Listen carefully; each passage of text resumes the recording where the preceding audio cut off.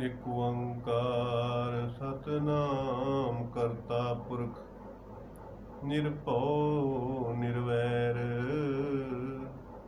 ਅਕਾਲ ਮੂਰਤ ਅਜੂਨੀ ਸਹਿਭੰਗ ਗੁਰ ਪ੍ਰਸਾਦ। ਜਪ ਆਦ ਸਚ ਜੁਗਾਦ ਸਚ ਹੈ ਪੀ ਸਚ ਨਾਨਕ ਹੋਸੀ ਪੀ ਸਚ। ਗਿਆਨ ਧਿਆਨ ਕਿਛ ਕਰਮ ਨ ਜਾਣਾ ਸਾਰ ਨ ਜਾਣਾ ਤੇਰੀ। ਸਭ ਤੇ ਵੱਡਾ ਸਤਿਗੁਰੂ ਨਾਨਕ ਜਿਨ ਕਲ ਰਾਖੀ ਮੇਰੀ। ਡੰਡੌਤ ਬੰਧਨ ਅਨਕ ਬਾਰ ਸਰਬ ਕਲਾ ਸਮਰੱਥ ਡੋਲਣ ਦੇ ਰਾਖੋ ਪ੍ਰਭੂ ਨਾਨਕ ਦੇ ਕਰ ਹੱਥ। ਫਿਰਤ ਫਿਰਤ ਪ੍ਰਭ ਆਇਆ ਪਰਿਆ ਤੋ ਸਰਨਾਏ ਨਾਨਕ ਕੀ ਪ੍ਰਭ ਬੇਨਤੀ ਆਪਣੀ ਭਗਤੀ ਲਾਏ। ਸਤਨਾਮ ਵਾਹਿਗੁਰੂ ਸਤਨਾਮ ਵਾਹਿਗੁਰੂ।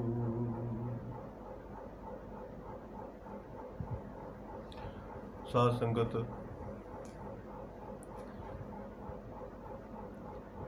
ਗੁਰ ਸੇਵਾ ਤੇ ਭਗਤ ਕਮਾਈ ਤਾਬੇ ਮਾਨੁਖ ਦੇਹੀ ਪਾਈ। ਇਸ ਦੇਹੀ ਕੋ ਸਿਮਰੇ ਦੇਵ ਸਾ ਦੇਹੀ ਭਜ ਹਰ ਕੀ ਸੇਵ। ਵਾਹਿਗੁਰੂ ਪਰਮਾਤਮਾ ਜੀ ਨੇ ਭਾਈ ਦਇਆ ਕਰਕੇ ਮਨੁੱਖਾ ਜੀਵਨ ਦਿੱਤਾ। ਸੰਸਾਰ ਦੇ ਵਿੱਚ ਪਰਮਾਤਮਾ ਦੀ ਪ੍ਰਾਪਤੀ ਕਰਨੀ ਹੈ, ਸੰਸਾਰ ਦੀ ਨਿਵਰਤੀ ਕਰਨੀ। ਤੋ ਉਸ ਮਨੁੱਖਾ ਦੇਹੀ ਨੂੰ ਸਫਲ ਕਰਨ ਵਾਸਤੇ ਮਹਾਰਾਜ ਉਪਦੇਸ਼ ਕਰਦੇ ਨੇ। ਇੱਕ ਓੰਕਾਰ ਸਤਿਗੁਰੂ ਪ੍ਰਸਾਦ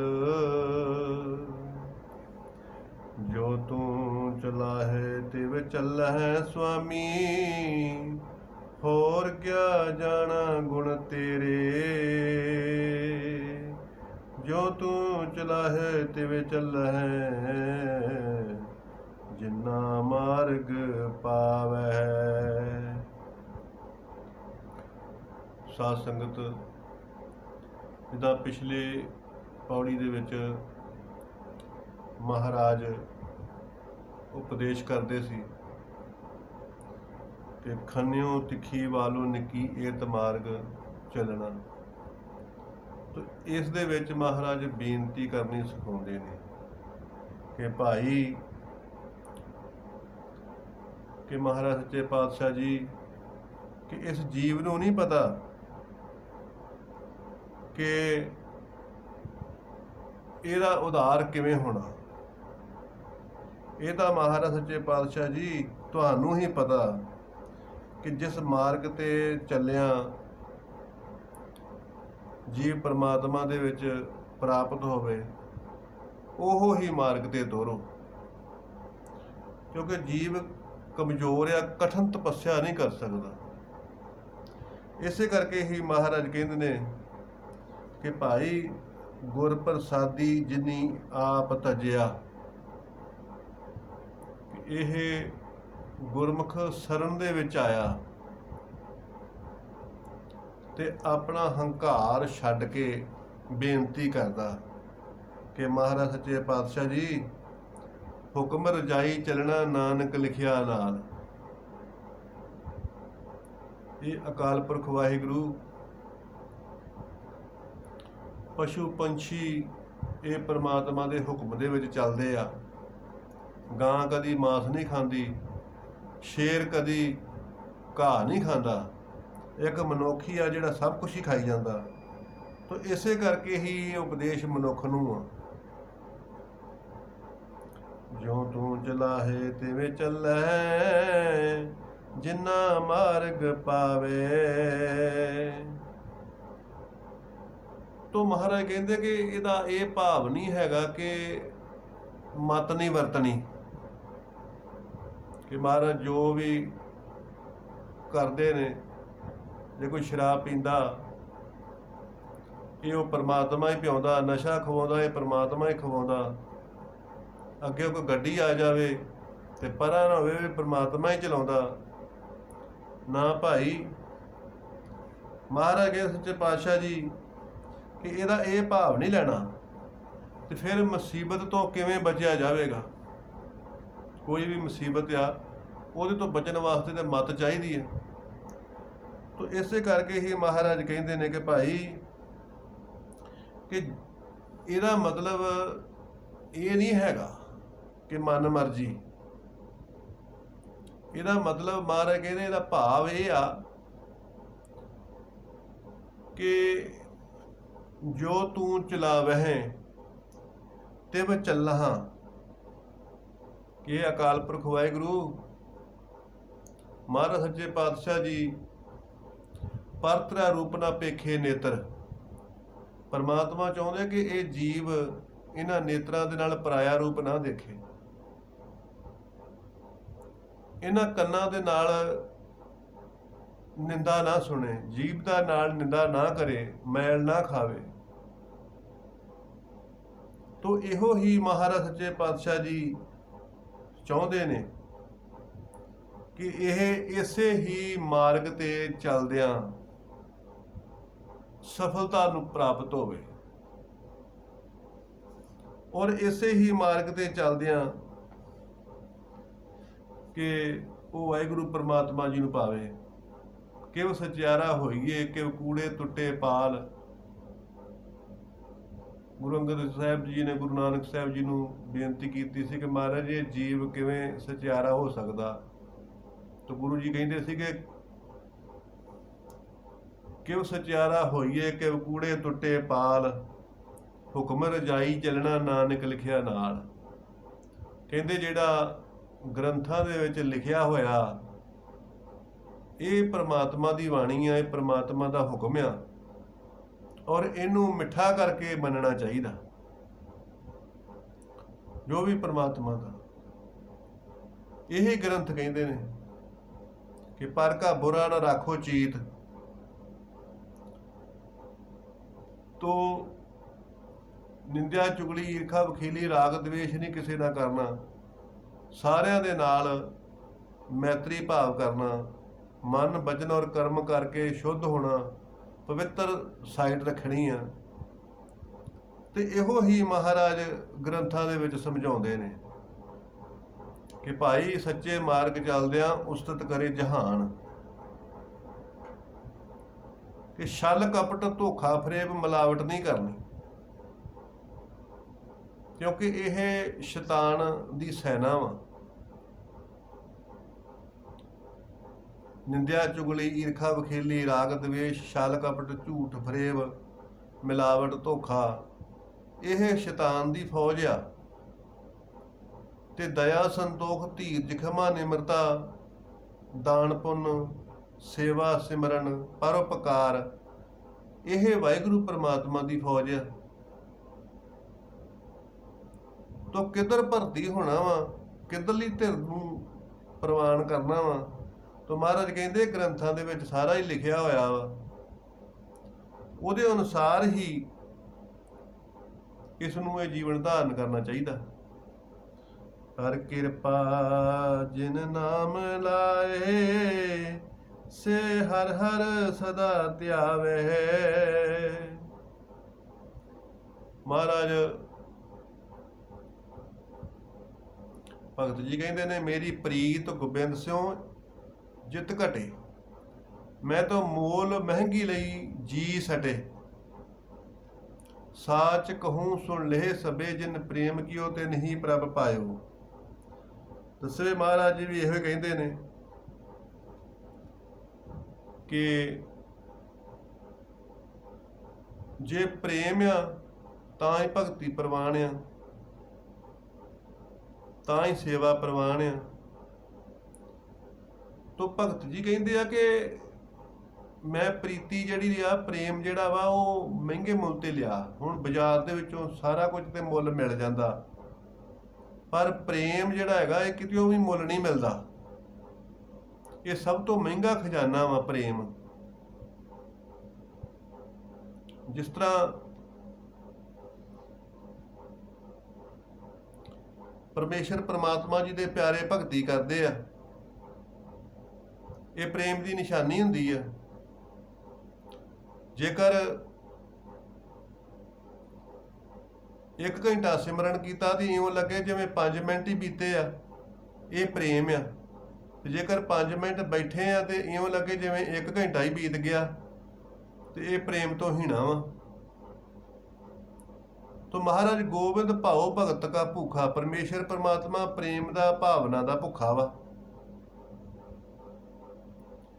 ਤੋ ਭਗਤ ਜੀ ਕਹਿੰਦੇ ਆ ਕਿ ਅਸੀਂ ਬਹੁਤ ਮਹਿੰਗੀ ਇਹ ਵਸਤੂ ਖਰੀਦੀ ਆ ਤੇ ਮੁੱਲ ਦੇ ਰੂਪ ਦੇ ਵਿੱਚ ਸਾਨੂੰ ਮਨ ਜੀਵ ਦੇਣਾ ਪਿਆ, ਜੀ ਦੇ ਬਦਲੇ। ਹੁਣ ਇਹ ਜੀ ਦਿੱਤਿਆਂ ਕਿੱਦਾਂ ਪ੍ਰੇਮ ਮਿਲਦਾ?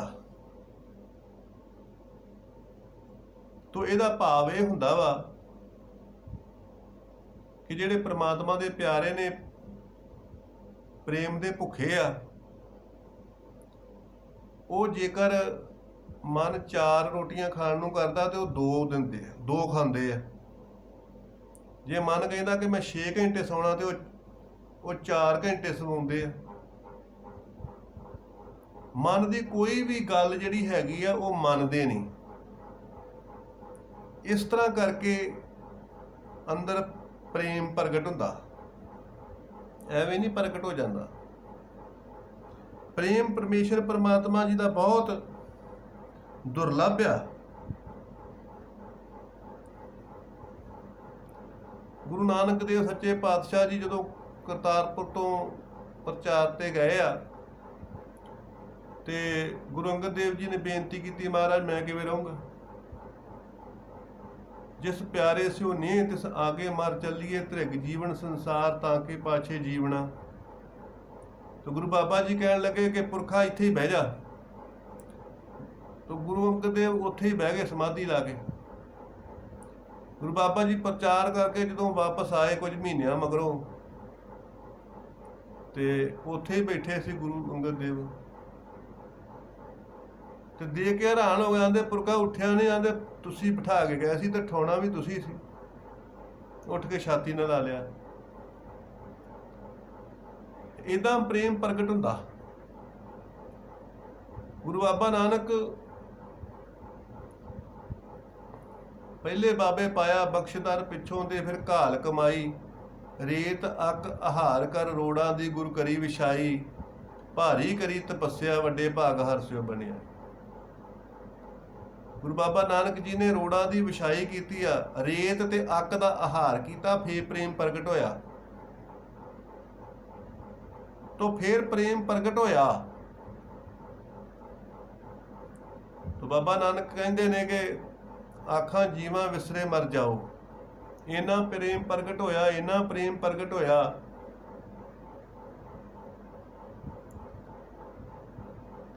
ਕਿ ਕਹਿਣ ਲੱਗੇ ਕਿ ਕੋਟ ਕੋਟ ਮੇਰੀ ਆਰਜਾ, ਪਵਨ ਪਿਆਣੀਆਂ ਪਿਆਓ, ਚੰਦ ਸੂਰਜ ਦੋ ਗੁਫੇ ਨਾ ਦੇਖਾਂ, ਸੁਪਨੇ ਸਾਉਣਾ ਨਾ ਥਾਂ, ਧੀ ਤੇਰੀ ਕੀਮਤ ਨਾ ਪਵੇ ਹੋਂਕੇ ਵੱਡੇ ਆਖਾ ਨਾ। ਆਂਦੇ ਹੇ ਪਰਮਾਤਮਾ, ਮੇਰੀ ਕਰੋੜਾਂ ਸਾਲ ਉਮਰ ਹੋ ਜਾਵੇ ਤੇ ਮੈਂ ਇੱਕ ਗੁਫਾ ਦੇ ਵਿੱਚ ਬੈਠ ਜਾਵਾਂ, ਨਾ ਰਾਤ ਨੂੰ ਮੈਂ ਚੰਦਰਮਾ ਦੇਖਾਂ ਤੇ ਨਾ ਦਿਨੇ ਸੂਰਜ ਦੇਖਾਂ, ਤੇ ਪੌਣ ਹਵਾ ਹੀ ਖਾਵਾਂ ਤੇ ਪੌਣ ਹਵਾ ਹੀ ਪੀਵਾਂ। ਇੰਨੀ ਤੇਰੀ ਭਗਤੀ ਕਰਾਂ, ਇੰਨੀ ਤੇਰੀ ਭਗਤੀ ਕਰਾਂ, ਫੇਰ ਵੀ ਅੰਤ ਨਹੀਂ ਪਾਵਾਂਗਾ। ਫਿਰ ਵੀ ਪ੍ਰੇਮ ਦਾ ਅੰਤ ਨਹੀਂ ਕੋਈ ਵੀ ਪਾ ਸਕਦਾ। ਤੋ ਇੰਨਾ ਪ੍ਰੇਮ ਜਿਹੜਾ ਪ੍ਰਗਟ ਹੁੰਦਾ, ਮਸ਼ੱਕਤ ਦੇ ਨਾਲ ਪ੍ਰਗਟ ਹੁੰਦਾ। ਜਿੰਨੀ ਨਾਮ ਧਿਆਇਆ ਗਏ ਮਸ਼ੱਕਤ ਘਾਲ, ਤੋ ਮਸ਼ੱਕਤ ਘਾਲੀ ਤੋ ਫਿਰ ਪ੍ਰੇਮ ਪ੍ਰਗਟ ਹੁੰਦਾ। ਤੋ ਫਿਰ ਮਹਾਰਾਜ ਕਹਿੰਦੇ ਨੇ ਕਿ ਜਦੋਂ ਪ੍ਰੇਮ ਪ੍ਰਗਟ ਹੁੰਦਾ ਵਾ ਤੋ ਫਿਰ ਹੀ ਭਾਈ ਸੇ ਹਰ ਹਰ ਸਦਾ ਧਿਆਵੇ, ਕਰ ਕਿਰਪਾ ਜਿਨ ਨਾਮ ਲਾਏ, ਸੇ ਹਰ ਹਰ ਸਦਾ ਧਿਆਵੇ। ਜੇ ਪ੍ਰੇਮ ਪ੍ਰਗਟ ਹੁੰਦਾ ਤੇ ਫੇਰ ਹੀ ਉਹ ਸਦਾ ਹਰੀ ਨੂੰ ਧਿਆ ਸਕਦੇ ਆ।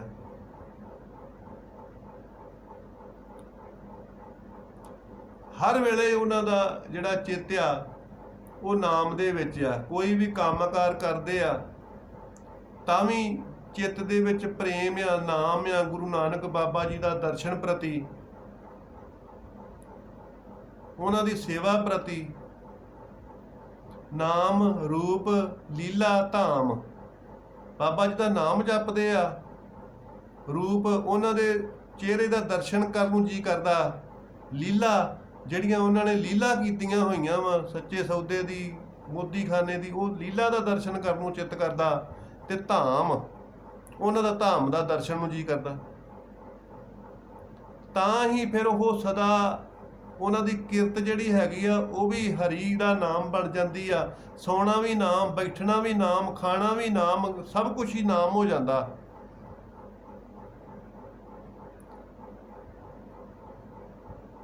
ਤੇ ਨਾਮ ਜਪਦਿਆਂ ਜਪਦਿਆਂ ਉਹਨਾਂ ਦਾ ਰੋਮਾਂ ਦੇ ਵਿੱਚ ਨਾਮ ਚੱਲਣ ਲੱਗ ਜਾਂਦਾ। ਗੁਰਮੁਖ ਰੋਮ ਰੋਮ ਹਰਿ ਧਿਆਵੇ, ਅੰਦਰ ਇੰਨਾ ਨਾਮ ਪਾਵਰ ਚ ਆ ਜਾਂਦਾ, ਫੁੱਲ ਹੋ ਜਾਂਦਾ ਕਿ ਜਿਹੜਾ ਧਿਆਨ ਜਿਹੜਾ ਹੈਗਾ ਉਹ ਰੋਮਾਂ ਵਾਲੇ ਪਾਸੇ ਨੂੰ ਜਦੋਂ ਆਉਂਦਾ ਤੇ ਰੋਮਾਂ ਦੇ ਵਿੱਚ ਵੀ ਉਹ ਸ਼ਬਦ ਦਾ ਅਭਿਆਸ ਉਹਨਾਂ ਨੂੰ ਮਹਿਸੂਸ ਹੁੰਦਾ। ਉਹ ਤਾਂ ਹੀ ਹੁੰਦਾ ਜਦੋਂ ਪ੍ਰੇਮ ਅੰਦਰ ਪ੍ਰਗਟ ਹੁੰਦਾ।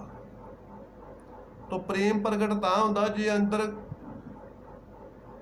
ਲੈਣ ਦਾ ਭਾਵ ਹੋਵੇ, ਕੁਰਬਾਨੀ ਹੋਵੇ। ਪ੍ਰੇਮ ਜਿਹੜਾ ਹੈਗਾ ਕੁਰਬਾਨੀ ਮੰਗਦਾ। ਪ੍ਰੇਮ ਕੁਛ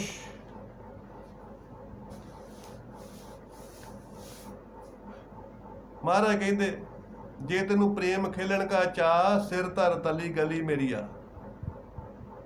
ਤਿਆਗ ਮੰਗਦਾ ਪ੍ਰੇਮ। ਜਦੋਂ ਕੁਝ ਖਾਣ ਦਾ ਤਿਆਗ ਕਰੇ, ਕੁਝ ਸੌਣ ਦਾ ਤਿਆਗ ਕਰੇ, ਆਪਣੇ ਆਪ ਹੀ ਅੰਦਰੋਂ ਪ੍ਰੇਮ ਪ੍ਰਗਟ ਹੁੰਦਾ। ਸਭ ਕੁਝ ਅੰਦਰ ਹੀ ਆ। ਕਿਸੇ ਨੂੰ ਲਾਲ ਅੱਖਾਂ ਦਿਖਾਓ ਤੇ ਉਹਦੇ ਅੰਦਰ ਕ੍ਰੋਧ ਪ੍ਰਗਟ ਹੋ ਜਾਂਦਾ, ਤੇ ਜੇ ਕਿਸੇ ਨੂੰ ਹੱਥ ਜੋੜ ਕੇ ਫਤਿਹ ਬੁਲਾਓ ਤੇ ਉਹਦੇ ਅੰਦਰ ਦਇਆ ਪ੍ਰਗਟ ਹੋ ਜਾਂਦੀ ਹੈ। ਉਹ ਕਿੱਥੇ ਸੀ? ਅੰਦਰ ਹੀ ਸੀ। ਅੰਦਰ ਹੀ ਕ੍ਰੋਧ ਆ, ਅੰਦਰ ਹੀ ਦਇਆ ਵਾ। ਇਸੇ ਤਰ੍ਹਾਂ ਹੀ ਅੰਦਰੇ ਹੀ ਵਾਹਿਗੁਰੂ ਪ੍ਰਮਾਤਮਾ ਦਾ ਪ੍ਰੇਮ ਆ। ਜੇ ਪ੍ਰਗਟ ਕਰਾਂਗੇ, ਲੈਣ ਦੇ ਚਾਹਵਾਨ ਹੋਵਾਂਗੇ, ਤਾਂ ਅੰਦਰੋਂ ਪ੍ਰਗਟ ਹੋ ਜਾਂਦਾ। ਫਿਰ ਹੀ ਹਰੀ ਦਾ ਨਾਮ ਸਦਾ ਮਿੱਠਾ ਲੱਗਦਾ ਔਰ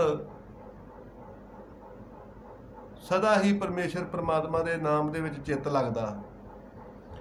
ਜਿਸ ਨੂੰ ਕਥਾ ਸੁਣਾਹੇ ਆਪਣੀ, ਸੇ ਗੁਰਦੁਆਰੇ ਸੁਖ ਪਾਵੇ। ਪ੍ਰਥਮ ਭਗਤੀ ਸੰਤਨ ਕਰ ਸੰਗਾ। ਮੇਰੇ ਮਾਧੋ ਜੀ ਸਤ ਸੰਗਤ ਮਿਲੇ ਸੋ ਤਰਿਆ। ਤੋ ਸਾਧ ਸੰਗਤ ਉਹ ਵਡਭਾਗੀ ਹੁੰਦੇ ਨੇ ਜਿਨ੍ਹਾਂ ਨੂੰ ਗੁਰੂ ਮਹਾਰਾਜ ਦੇ ਅਸਥਾਨ ਤੇ ਕਥਾ ਸੁਣਨ ਦਾ ਮੌਕਾ ਮਿਲਦਾ। ਕਿਉਂਕਿ ਪਰਮਾਤਮਾ ਜੀ ਨੇ 2 ਕੰਨ ਲਾਏ ਆ ਤੇ 1 ਜੀਭਾ ਲਾਈ ਆ। ਤੇ ਇਹ ਇਸ਼ਾਰਾ ਇਹ ਕਰਦੇ ਆ ਕਿ ਜ਼ਿਆਦਾ ਸੁਣੋ ਤੇ ਬੋਲੋ ਘੱਟ। ਪਰ ਜਿਹੜਾ ਇਹ ਮਨੁੱਖ ਵਾ, ਇਹ ਸੁਣਦਾ ਘੱਟ ਤੇ ਬੋਲਦਾ ਜ਼ਿਆਦਾ। ਹਰੇਕ ਕੋਈ ਬੋਲਣਾ ਚਾਹੁੰਦਾ, ਸੁਣਨਾ ਕੋਈ ਨਹੀਂ ਚਾਹੁੰਦਾ। ਤਾਂ ਮਹਾਰਾਜ ਕਹਿੰਦੇ ਕਿ ਸੁਣਨ ਦੇ ਨਾਲ ਹੀ ਤੂੰ ਬੋਲ ਸਕਦਾ। ਜੇ ਸੁਣੇਗਾ ਤੇ ਫੇਰ ਹੀ ਬੋਲ ਸਕਦਾ। ਸਰਵਣ ਮੰਨਣ ਨਿਧਿਆਸਣ। ਤੋ ਵਾਹਿਗੁਰੂ ਪ੍ਰਮਾਤਮਾ ਦੀ ਪ੍ਰਾਪਤੀ ਦਾ ਮੁੱਖ ਸਰਵਣ ਆ। ਪਰਮਾਤਮਾ ਦੇ ਨਾਮ ਦੀ ਕਥਾ ਜੇ ਗੁਰੂ ਧਾਮ ਅਸਥਾਨ ਦੇ ਉੱਤੇ ਸੁਣਨ ਨੂੰ ਮਿਲੇ ਤੇ ਧੰਨ ਭਾਗ ਸਮਝੇ।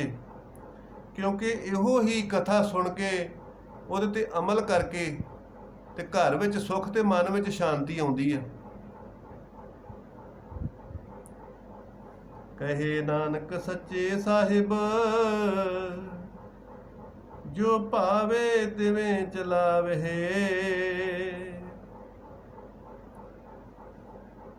ਮਹਾਰਾਜ ਇੱਥੇ ਬੇਨਤੀ ਸਿਖਾਉਂਦੇ ਨੇ ਕਿ ਜੀਵ ਹੰਕਾਰ ਛੱਡ ਕੇ ਪਰਮਾਤਮਾ ਦੀ ਸ਼ਰਨ ਦੇ ਵਿੱਚ, ਪਰਮਾਤਮਾ ਦੇ ਚਰਨਾਂ ਦੇ ਵਿੱਚ ਨਮਸਕਾਰ ਕਰੇ ਤੇ ਬੇਨਤੀ ਕਰੇ ਕਿ ਮਹਾਰਾਜ ਜਿਸ ਤਰ੍ਹਾਂ ਸਾਡਾ ਜੀਵਾਂ ਦਾ ਭਲਾ ਵਾ ਉਸੇ ਤਰ੍ਹਾਂ ਹੀ ਸਾਨੂੰ ਚਲਾਓ। ਆਪ ਹੀ ਸਾਡਾ ਮਾਰਗਦਰਸ਼ਕ ਕਰੋ। तो फिर अकाल पुरख वाहिगुरु परमेश्वर परमात्मा जी आप ही सहाई हो के मार्गदर्शक करते आ। भावना बनानी पैंदी आ, भावना टकाउणी पैंदी आ। एक अकाल पुरख वाहिगुरु गुरु बाबा नानक जी दे उत्ते भावना रखो ते प्रेम दे नाल नाम जपो। एक वारी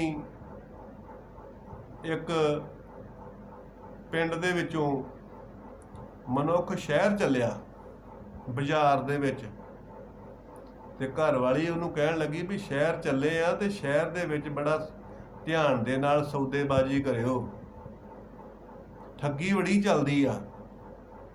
दुकानदार जिहड़े पहिलों ही मुੱਲ ज़्यादा दस दिंदे आ ते जिन्ना मुੱਲ दसण उहदे नालों अद्धा ही कहना, कहंदा ठीक आ।